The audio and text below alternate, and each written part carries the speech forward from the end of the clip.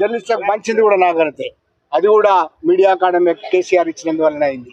అంటే ఇవన్నీ చేయలేదనా? మీరు తప్పుడు ప్రచారాలు చేసి, అబద్ధాలు ప్రచారాలు చేసి, అసలు ఎవరికి చనిపోయినా పట్టించుకోలేదని చెప్పి ఢిల్లీకి పోయి అబద్ధాలు ప్రచారం చేసి ఇవాళ వచ్చిన వాళ్ళు మీరు రాజకీయం చేస్తున్నారు. శ్రీనివాసరెడ్డి గారు రాజకీయాలు చేస్తున్నారని మమ్మల్ని అనకండి.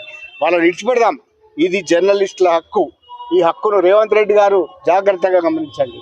ఇది మా హక్కు, మేము సాధించుకున్న హక్కు. సాధించుకున్న హక్కును తీసుకోకండి. మీరు కొత్తగా ఇవ్వకండి, మాకేం అవసరం లేదు కావచ్చు. మీరు ఎన్ని వాగ్దానాలు చేసిరో ఆ వాగ్దానాల గురించి మేమేం అనడం లేదు కదా. కానీ ఒకసారి T50 జీవోలో ఏం జరుగుతున్నదో మీరు గమనించండి. మంత్రి కానీ, సమాచార శాఖ మంత్రి పొంగులేటి శ్రీనివాసరెడ్డి గారు కానీ, అట్లాగే ముఖ్యమంత్రి రేవంత్ రెడ్డి గారు కానీ దీన్ని చూడండి. ఇది రాజకీయం కాదు, ఇది జర్నలిస్టుల హక్కులు. మాట్లాడే ఎవ్రీ రైట్ మాకు ఈ జర్నలిస్టుల గురించి మాట్లాడమే.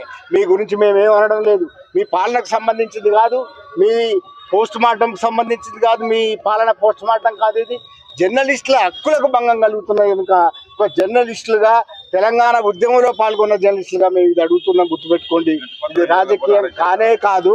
ముఖ్యమంత్రి ప్రత్యేకంగా జోక్యం చేసుకొని, రేవంత్ రెడ్డి గారు ప్రత్యేకంగా జోక్యం చేసుకొని, సమాచార శాఖ మంత్రి పొంగులేటి శ్రీనివాసరెడ్డి గారు ప్రత్యేకంగా జోక్యం చేసుకొని దీన్ని నివారించాలి.